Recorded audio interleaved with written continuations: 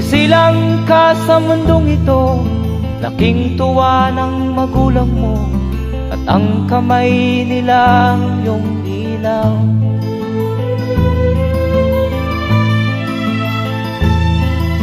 At ang nanay at tatay mo'y di malaman ang gagawin, namasdan pati pagtulog.